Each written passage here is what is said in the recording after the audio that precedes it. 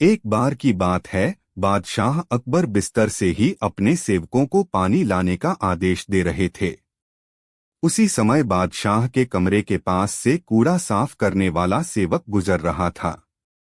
उसने जब देखा कि अकबर को प्यास लगी है, लेकिन उनके आसपास कोई सेवक नहीं है, तो वो खुद ही बादशाह के लिए पानी ले गया। उस कूड़ा उठाने वाले सेवक को पानी लिए अपने कमरे में खड़ा देखकर अकबर चौंक गए, लेकिन उन्हें प्यास बहुत लगी थी। ऐसे में बिना ज्यादा सोचे समझे अकबर ने उसका लाया हुआ गिलास पकड़ा और पानी पी लिया। उसी वक्त अकबर के कुछ खास कार्यकर्ता उनके कमरे में पहुंचे। उन्होंने कूड़ा उठाने वाले सेवक को वहां देखते ही उसे कमरे से तुरंत बाहर जाने के लिए कहा। फिर उन्होंने कुछ देर बादशाह से बात की और वो भी उनके कमरे से चले गए। तभी कुछ देर बाद बादशाह अकबर का पेट खराब होने लगा। जैसे जैसे दिन ढलता गया, उनकी तबीयत और बिगड़ गई। बादशाह की ऐसी हालत देखकर बड़े से बड़ा हकीम बुलवाया गया, लेकिन दवाई लेने के बाद भी उनकी तबीयत में कोई सुधार नजर नहीं आ रहा था। तभी राजवैद्य ने बादशाह को ज्योतिष बुलवाने का सुझाव देते हुए कहा, बादशाह, लगता है आप पर मनहूस इंसान का साया पड़ गया है। राजवैद्य की बात का मान रखते हुए अकबर ने ज्योतिष को बुलाने का आदेश दिया। भी अकबर के मन में हुआ किसी मनहूस की परछाई तो मुझ पर पड़ी नहीं। बस कूड़ा साफ करने वाले का लाया हुआ पानी मैंने पिया था। यह सोचते ही उन्होंने उस कचरा साफ करने वाले कर्मचारी को सजाए मौत सुना दी। बादशाह का आदेश मिलते ही सिपाहियों ने उस नौकर को जेल में डाल दिया। कुछ देर बाद बादशाह के इस आदेश के बारे में बीरबल को पता चला। वो तुरंत उस कर्मचारी के पास पहुंचे और कहा कि तुम चिंता मत करना, मैं किसी न किसी तरकीब से तुम्हें बचा ही लूंगा। इतना कहकर बीरबल तुरंत बादशाह अकबर के पास पहुंच गए। बीरबल ने बादशाह से पूछा, आपको क्या हुआ है? कैसे इतना बीमार पड़ गए? जवाब में अकबर बोले, बीरबल, एक मनहूस इंसान की छाया मुझ पर पड़ गई और मैं बीमार हो गया। बादशाह का जवाब सुनते ही बीरबल उन्हीं के सामने हंसने लगे। यह देखकर अकबर को बहुत खराब लगा। उन्होंने कहा, बीरबल, तुम मेरी बीमारी का मजाक उड़ा रहा हो।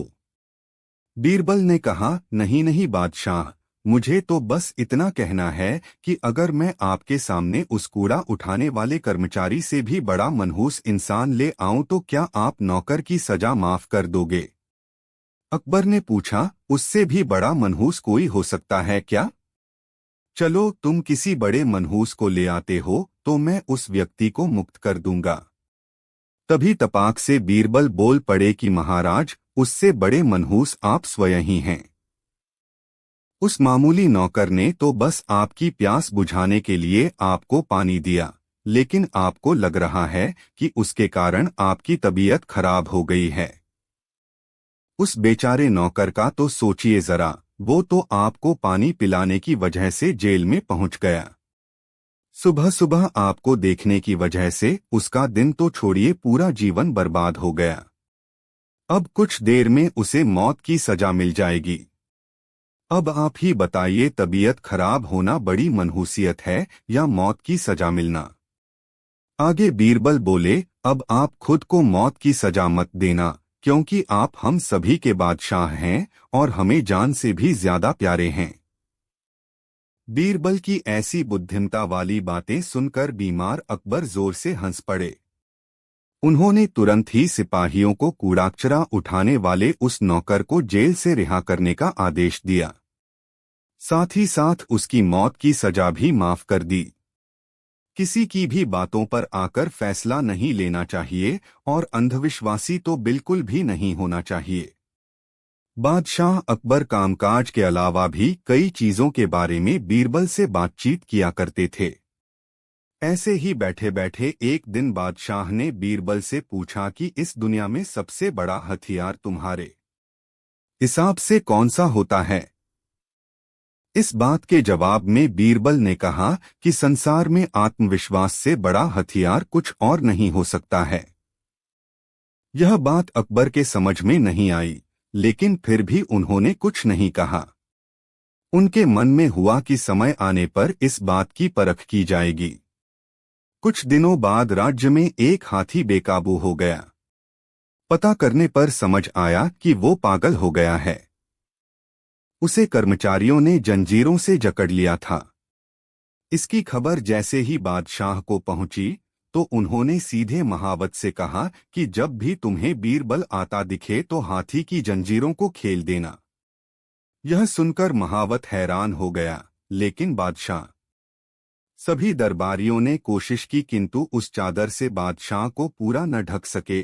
सिर छिपाते तो पैर निकल आते, पैर छिपाते तो सिर चादर से बाहर आ जाता। आड़ा तिरछा लंबा चौड़ा हर तरह से सभी ने कोशिश की, किंतु सफल न हो सके। अब बादशाह ने बीरबल को बुलाया और वही चादर देते हुए उन्हें ढकने को कहा। जब बादशाह लेटे तो बीरबल ने बादशाह के फैले हुए पैरों को सिकोड़ लेने को कहा। बादशाह ने पैर सिकोड़े और बीरबल ने सिर से पांव तक चादर से ढक दिया। अन्य दरबारी आश्चर्य से बीरबल की ओर देख रहे थे। तब बीरबल ने कहा, जितनी लंबी चादर उतने ही पैर पसारो। एक बार बादशाह अकबर किसी व्यापारी के पास से तोता खरीद कर लाए। वह तोता देखने में अत्यंत सुंदर था और उसकी बोली भी बड़ी मीठी थी। अकबर ने उस तोते की रखवाली के लिए एक सेवक को नियुक्त कर दिया और उसे साफ हिदायत दे दी कि अगर तोता मरा तो तुम्हें मृत्यु दंड दे दूंगा। और इसके अलावा जिसने भी अपने मुंह से कहा कि तोता मर चुका है, उसे भी मौत की सजा मिलेगी। इसलिए तोते की रखवाली अच्छे से करना। सेवक तोते को लेकर चला गया और बड़े उत्साह से उसकी देखभाल करने लगा। उसे कहीं ना कहीं यह डर सता रहा था कि अगर कहीं बादशाह का तोता मरा तो उसकी जान पर बन आएगी। और फिर एक दिन ऐसा ही हुआ। तोता अचानक मर गया। अब सेवक के हाथ पांव फूलने लगे। उसे बादशाह अकबर की कही बात याद थी। वह तुरंत दौड़कर बीरबल के पास गया और पूरी बात बताई। बीरबल ने उस सेवक को पानी पिलाया और कहा, चिंता मत करो, मैं बादशाह से बात करूंगा। तुम बस इस समय उस तोते से दूर हो जाओ। थोड़ी देर बाद बीरबल अकेले बादशाह के पास गए और बोले कि मालिक, आपका जो तोता था। इतना बोलकर बीरबल ने बात अधूरी छोड़ दी। अकबर बादशाह तुरंत सिंहासन से खड़े हुए और बोले, क्या हुआ? तोता मर गया। बीरबल बोले, मैं सिर्फ इतना ही कहना चाहूंगा कि आपका तोता ना मुंह खोलता है, ना खाता है, ना पीता है, ना हिलता है, ना डुलता है, ना चलता है, ना फुदकता है। उसकी आंखें बंद है और वह अपने पिंजरे में लेटा पड़ा है। आप आइए और जरा उसे देखिए। अकबर और बीरबल फौरन तोते के पास गए। अरे बीरबल, तोता मर चुका है। ये बात तुम मुझे वहीं पर नहीं बता सकते थे? अकबर क्रोधित होते हुए बोले, उस तोते का रखवाला कहाँ है? मैं उसे अभी अपनी तलवार से सजाए मौत दूंगा। तब बीरबल बोले, जी मैं अभी उस रखवाले को हाजिर करता हूं, लेकिन ये तो बताइए कि आपको मृत्यु देने के लिए मैं किसे बुलाऊं? क्या मतलब है तुम्हारा? अकबर जोर से चीखे। जी, आप ही ने तो कहा था कि जो कोई भी बोलेगा कि तोता मर चुका है, उसे भी मौत की सजा दी जाएगी, और अभी कुछ देर पहले आप ही के मुख से ये बात निकली थी। अब अकबर को अपनी गलती का एहसास हो गया। बीरबल की इस चतुराई से अकबर हंस पड़े और वे दोनों हंसते हंसते दरबार लौट गए। अकबर ने तुरंत घोषणा कर दी कि सेवक पर कोई कार्यवाही नहीं की जाएगी। तोता अपनी मौत मरा है, उसमें किसी का कोई दोष नहीं है। अकबर को शिकार का बहुत शौक था। वे किसी भी तरह शिकार के लिए समय निकल ही लेते थे। बाद में वे अपने समय के बहुत ही अच्छे घुड़सवार और शिकारी भी कहलाए। एक बार राजा अकबर शिकार के लिए निकले घोड़े पर सरपट दौड़ते हुए उन्हें पता ही नहीं चला और केवल कुछ सिपाहियों को छोड़कर बाकी सेना पीछे रह गई। शाम घिर आई थी, सभी भूखे और प्यासे थे और समझ गए थे कि वो रास्ता भटक गए हैं। राजा को समझ नहीं आ रहा था कि वह किस तरफ जाएं। कुछ दूर जाने पर उन्हें एक तिराहा नजर आया। राजा बहुत खुश हुए, चलो अब तो किसी तरह वे अपनी राजधानी पहुंच ही जाएंगे। लेकिन जाएं तो जाएं किस तरफ? राजा उलझन में थे। वे सभी सोच में थे किंतु कोई युक्ति नहीं सूझ रही थी। तभी उन्होंने देखा कि एक लड़का उन्हें सड़क के किनारे खड़ा घूर रहा है। सैनिकों ने यह देखा तो उसे पकड़कर राजा के सामने पेश किया। राजा ने कड़कती आवाज में पूछा, ऐ लड़के, आगरा के लिए कौन सी सड़क जाती है? लड़का मुस्कुराया और कहा, जनाब, ये सड़क चल नहीं सकती तो ये आगरा कैसे जाएगी? महाराज, जाना तो आपको ही पड़ेगा। और यह कहकर वह खिलखिलाकर हंस पड़ा। सभी सैनिक मौन खड़े थे, वे राजा के गुस्से से वाकिफ थे। लड़का फिर बोला, जनाब, लोग चलते हैं, रास्ते नहीं। यह सुनकर इस बार राजा मुस्कुराया और कहा, नहीं, तुम ठीक कह रहे हो। तुम्हारा नाम क्या है? अकबर ने पूछा। मेरा नाम महेश दास है महाराज, लड़के ने उत्तर दिया। और आप कौन हैं? अकबर ने अपनी अंगूठी निकालकर महेश दास को देते हुए कहा, तुम महाराजा अकबर, हिंदुस्तान के सम्राट से बात कर रहे हो। मुझे निडर लोग पसंद हैं। तुम मेरे दरबार में आना और मुझे ये अंगूठी दिखाना। ये अंगूठी देखकर मैं तुम्हें पहचान लूंगा। अब तुम मुझे बताओ कि मैं किस रास्ते पर चलूं ताकि मैं आगरा पहुंच जाऊं। महेश दास ने सिर झुकाकर आगरा का रास्ता बताया और जाते हुए हिंदुस्तान के सम्राट को देखता रहा। इस तरह अकबर भविष्य के बीरबल से मिले। एक दिन बीरबल बाग में टहलते हुए सुबह की ताजा हवा का आनंद ले रहा था कि अचानक एक आदमी उसके पास आकर बोला, क्या तुम मुझे बता सकते हो कि बीरबल कहाँ मिलेगा? बाग में, बीरबल बोला। वह आदमी थोड़ा सकपकाया लेकिन फिर संभलकर बोला, वह कहाँ रहता है? अपने घर में, बीरबल ने उत्तर दिया। हैरान परेशान आदमी ने फिर पूछा, तुम मुझे उसका पूरा पता ठिकाना क्यों नहीं बता देते? क्योंकि तुमने पूछा ही नहीं, बीरबल ने ऊंचे स्वर में कहा। क्या तुम नहीं जानते कि मैं क्या पूछना चाहता हूं? उस आदमी ने फिर सवाल किया। नहीं, बीरबल का जवाब था। वह आदमी कुछ देर के लिए चुप हो गया। बीरबल का टहलना जारी था।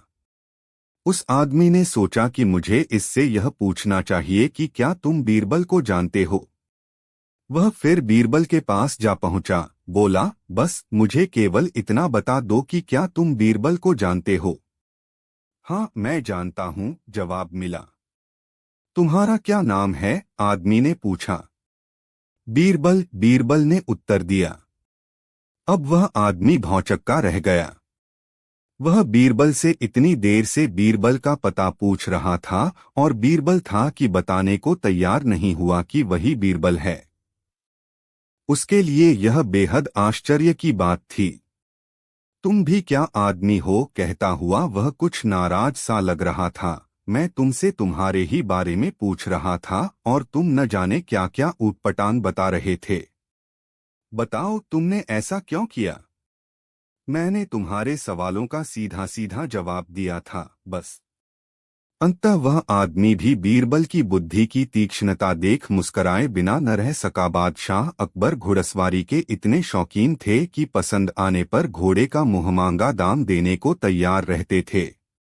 दूरदराज के मुल्कों जैसे अरब, पर्शिया आदि से घोड़ों के विक्रेता मजबूत व आकर्षक घोड़े लेकर दरबार में आया करते थे। बादशाह अपने व्यक्तिगत इस्तेमाल के लिए चुने गए घोड़े की अच्छी कीमत दिया करते थे। जो घोड़े बादशाह की रुचि के नहीं होते थे, उन्हें सेना के लिए खरीद लिया जाता था। अकबर के दरबार में घोड़े के विक्रेताओं का अच्छा व्यापार होता था। एक दिन घोड़ों का एक नया विक्रेता दरबार में आया।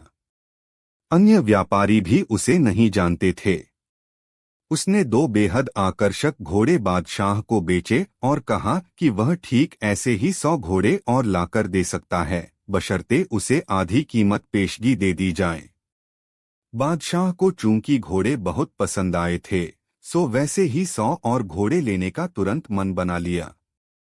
बादशाह ने अपने खजांची को बुलाकर व्यापारी को आधी रकम अदा करने को कहा। खजांची उस व्यापारी को लेकर खजाने की ओर चल दिया। लेकिन किसी को भी यह उचित नहीं लगा कि बादशाह ने एक अनजान व्यापारी को इतनी बड़ी रकम बतौर पेशगी दे दी। लेकिन विरोध जताने की हिम्मत किसी के पास न थी। सभी चाहते थे कि बीरबल यह मामला उठाए। बीरबल भी इस सौदे से खुश न था। वह बोला, हुजूर, कल मुझे आपने शहर भर के मूर्खों की सूची बनाने को कहा था। मुझे खेद है कि उस सूची में आपका नाम सबसे ऊपर है।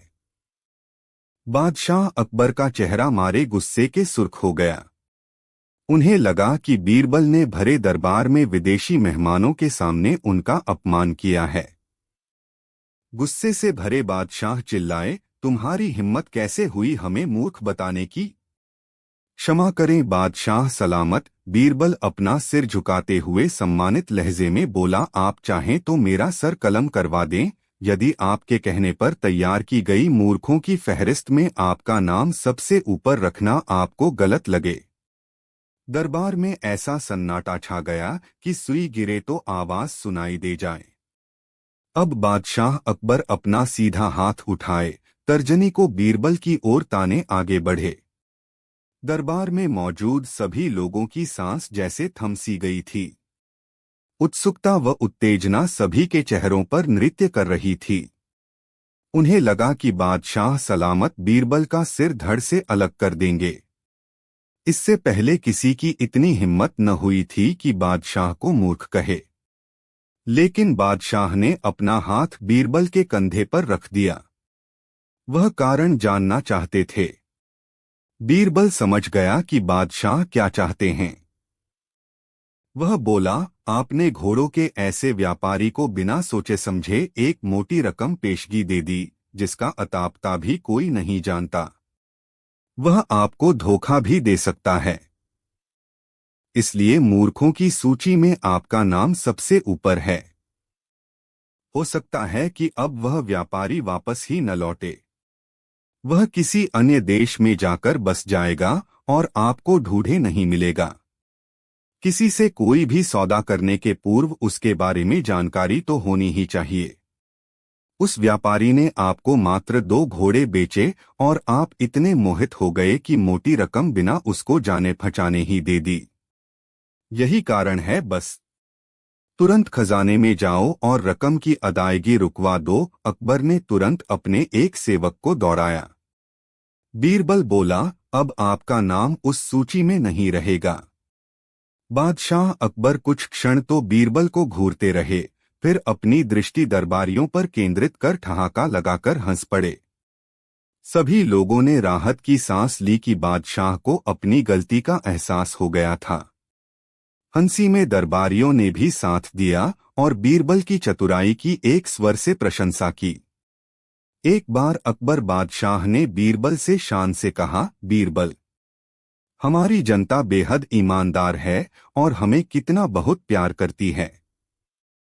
बीरबल ने तुरंत उत्तर दिया, बादशाह सलामत, आपके राज्य में कोई भी पूरी तरह ईमानदार नहीं है, न ही वो आपसे ज्यादा प्यार करती है। यह तुम क्या कह रहे हो बीरबल? मैं अपनी बात को साबित कर सकता हूँ बादशाह सलामत।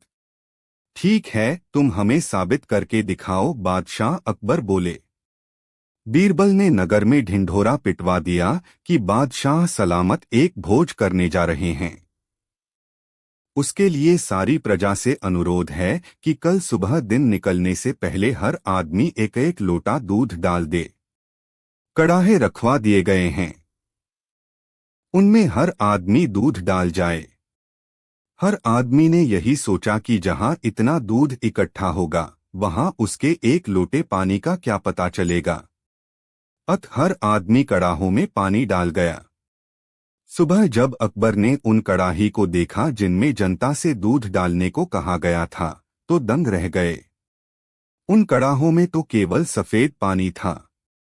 अकबर को वस्तुस्थिति का पता चल गया। सब लोग एक जैसा सोचते हैं। अकबर बीरबल की कहानी। दरबार की कार्यवाही चल रही थी। सभी दरबारी एक ऐसे प्रश्न पर विचार कर रहे थे जो राजकाज चलाने की दृष्टि से बेहद अहम न था। सभी एक एक कर अपनी राय दे रहे थे। बादशाह दरबार में बैठे यह महसूस कर रहे थे कि सबकी राय अलग है। उन्हें आश्चर्य हुआ कि सभी एक जैसे क्यों नहीं सोचते। तब अकबर ने बीरबल से पूछा, क्या तुम बता सकते हो कि लोगों की राय आपस में मिलती क्यों नहीं? सब अलग अलग क्यों सोचते हैं? हमेशा ऐसा नहीं होता, बादशाह सलामत, बीरबल बोला। कुछ समस्याएं ऐसी होती हैं जिन पर सभी के विचार समान होते हैं। इसके बाद कुछ और काम निपटाकर दरबार की कार्यवाही समाप्त हो गई। सभी अपने अपने घरों को लौट चले। उसी शाम जब बीरबल और अकबर बाग में टहल रहे थे तो बादशाह ने फिर वही राग छेड़ दिया और बीरबल से बहस करने लगे। तब बीरबल बाग के ही एक कोने की ओर उंगली से संकेत करता हुआ बोला, वहां उस पेड़ के निकट एक कुआं है। वहां चलिए, मैं कोशिश करता हूं कि आपको समझा सकूं कि जब कोई समस्या जनता से जुड़ी हो तो सभी एक जैसा ही सोचते हैं। मेरे कहने का मतलब यह है कि बहुत सी ऐसी बातें हैं जिनको लेकर लोगों के विचार एक जैसे होते हैं। अकबर ने कुछ देर कुएं की ओर घूरा, फिर बोले, लेकिन मैं कुछ समझा नहीं। तुम्हारे समझाने का ढंग कुछ अजीब सा है। बादशाह जबकि जानते थे कि बीरबल अपनी बात सिद्ध करने के लिए ऐसे ही प्रयोग करता रहता है। सब समझ जाएंगे हुजूर, बीरबल बोला। आप शाही फरमान जारी कराएं कि नगर के हर घर से एक लोटा दूध लाकर बाग में स्थित इस कुएं में डाला जाए। दिन पूर्णमासी का होगा। हमारा नगर बहुत बड़ा है। यदि हर घर से एक लोटा दूध इस कुएं में पड़ेगा तो यह दूध से भर जाएगा। बीरबल की यह बात सुन अकबर ठहाका लगाकर हंस पड़े। फिर भी उन्होंने बीरबल के कहेनुसार फरमान जारी कर दिया। शहर भर में मुनादी करवा दी गई कि आने वाली पूर्णमासी के दिन हर घर से एक लोटा दूध लाकर शाही बाग के कुएं में डाला जाए। जो ऐसा नहीं करेगा उसे सजा मिलेगी। पूर्णमासी के दिन बाग के बाहर लोगों की कतार लग गई। इस बात का विशेष ध्यान रखा जा रहा था कि हर घर से कोई न कोई वहां जरूर आए। सभी के हाथों में भरे हुए पात्र, बर्तन दिखाई दे रहे थे। बादशाह अकबर और बीरबल दूर बैठे यह सब देख रहे थे और एक दूसरे को देख मुस्करा रहे थे। सांझ ढलने से पहले कुएं में दूध डालने का काम पूरा हो गया। हर घर से दूध लाकर कुएं में डाला गया था। जब सभी वहां से चले गए तो अकबर व बीरबल ने कुएं के निकट जाकर अंदर झांका। कुआं मुंडेर तक भरा हुआ था। लेकिन यह देख अकबर को बेहद हैरानी हुई कि कुएं में दूध नहीं, पानी भरा हुआ था। दूध का तो कहीं नामो निशान तक न था। हैरानी भरी निगाहों से अकबर ने बीरबल की ओर देखते हुए पूछा, ऐसा क्यों हुआ? शाही फरमान तो कुएं में दूध डालने का जारी हुआ था, यह पानी कहां से आया? लोगों ने दूध क्यों नहीं डाला? बीरबल एक जोरदार ठहाका लगाता हुआ बोला, यही तो मैं सिद्ध करना चाहता था हुजूर। मैंने कहा था आपसे कि बहुत सी ऐसी बातें होती हैं जिस पर लोग एक जैसा सोचते हैं, और यह भी एक ऐसा ही मौका था। लोग कीमती दूध बर्बाद करने को तैयार न थे। वे जानते थे कि कुएं में दूध डालना व्यर्थ है। इससे उन्हें कुछ मिलने वाला नहीं था। इसलिए यह सोचकर कि किसी को क्या पता चलेगा, सभी पानी से भरे बर्तन ले आए और कुएं में उड़ेल दिए। नतीजा, दूध के बजाय पानी से भर गया कुआं। बीरबल की यह चतुराई देख अकबर ने उसकी पीठ थपथ पाई। बीरबल ने सिद्ध कर दिखाया था कि कभी कभी लोग एक जैसा भी सोचते हैं। एक दिन बीरबल दरबार में उपस्थित नहीं थे। ऐसे में बीरबल से जलने वाले सभी सभासद बीरबल के खिलाफ अकबर के कान भर रहे थे। अक्सर ऐसा ही होता था, जब भी बीरबल दरबार में उपस्थित नहीं होते थे तभी दरबारियों को मौका मिल जाता था। आज भी ऐसा ही मौका था। बादशाह के साले मुल्ला दो प्याजा की शह पाए कुछ सभासदों ने कहा, जहांपना, आप वास्तव में बीरबल को आवश्यकता से अधिक मान देते हैं। हम लोगों से ज्यादा उन्हें चाहते हैं। आपने उन्हें बहुत सिर चढ़ा रखा है, जबकि जो काम वे करते हैं वह हम भी कर सकते हैं, मगर आप हमें मौका ही नहीं देते। बादशाह को बीरबल की बुराई अच्छी नहीं लगती थी।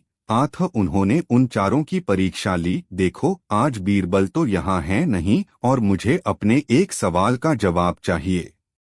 यदि तुम लोगों ने मेरे प्रश्न का सही जवाब नहीं दिया तो मैं तुम चारों को फांसी पर चढ़वा दूंगा। बादशाह की बात सुनकर वे चारों घबरा गए। उनमें से एक ने हिम्मत करके कहा, प्रश्न बताइए बादशाह सलामत। संसार में सबसे बड़ी चीज क्या है? और अच्छी तरह सोच समझकर जवाब देना, वरना मैं कह चुका हूं कि तुम लोगों को फांसी पर चढ़वा दिया जाएगा। बादशाह अकबर ने कहा, अटपटे जवाब हरगिज नहीं चलेंगे। जवाब एक हो और बिल्कुल सही हो। बादशाह सलामत, हमें कुछ दिनों की मोहलत दी जाए, उन्होंने सलाह करके कहा। ठीक है, तुम लोगों को 1 सप्ताह का समय देता हूं, बादशाह ने कहा। चारों दरबारी चले गए और दरबार से बाहर आकर सोचने लगे कि सबसे बड़ी चीज क्या हो सकती है। एक दरबारी बोला, मेरी राय में तो अल्लाह से बड़ा कोई नहीं। अल्लाह कोई चीज नहीं है। कोई दूसरा उत्तर सोचो, दूसरा बोला। सबसे बड़ी चीज है भूख, जो आदमी से कुछ भी करवा देती है। तीसरे ने कहा, नहीं नहीं, भूख भी बर्दाश्त की जा सकती है। फिर क्या है सबसे बड़ी चीज? 6 दिन बीत गए लेकिन उन्हें कोई उत्तर नहीं सूझा। हार कर वे चारों बीरबल के पास पहुंचे और उसे पूरी घटना कह सुनाई, साथ ही हाथ जोड़कर विनती की कि प्रश्न का उत्तर बता दें। बीरबल ने मुस्कुराकर कहा, मैं तुम्हारे प्रश्न का उत्तर दूंगा, लेकिन मेरी एक शर्त है। हमें आपकी 1000 शर्तें मंजूर हैं। चारों ने एक स्वर में कहा, बस आप हमें इस प्रश्न का उत्तर बताकर हमारी जान बख्शी करवाएं। बताइए आपकी क्या शर्त है? तुम में से 2 अपने कंधों पर मेरी चारपाई रखकर दरबार तक ले चलोगे। एक मेरा हुक्का पकड़ेगा, एक मेरे जूते लेकर चलेगा। बीरबल ने अपनी शर्त बताते हुए कहा। यह सुनते ही वे चारों सन्नाटे में आ गए। उन्हें लगा मानो बीरबल ने उनके गाल पर कसकर तमाचा मार दिया हो, मगर वे कुछ बोले नहीं। अगर मौत का खौफ न होता तो वे बीरबल को मुंहतोड़ जवाब देते, मगर इस समय मजबूर थे। तुरंत राजी हो गए। 2 ने अपने कंधों पर बीरबल की चारपाई उठाई, तीसरे ने उनका हुक्का और चौथा जूते लेकर चल दिया। रास्ते में लोग आश्चर्य से उन्हें देख रहे थे। दरबार में बादशाह ने भी यह मंजर देखा और वह मौजूद दरबारियों ने भी। कोई कुछ न समझ सका। तभी बीरबल बोले, महाराज, दुनिया में सबसे बड़ी चीज है गरज। अपनी गरज से ये पालकी यहाँ तक उठाकर लाए हैं। बादशाह मुस्कुराकर रह गए। वे चारों सिर झुकाकर एक ओर खड़े हो गए।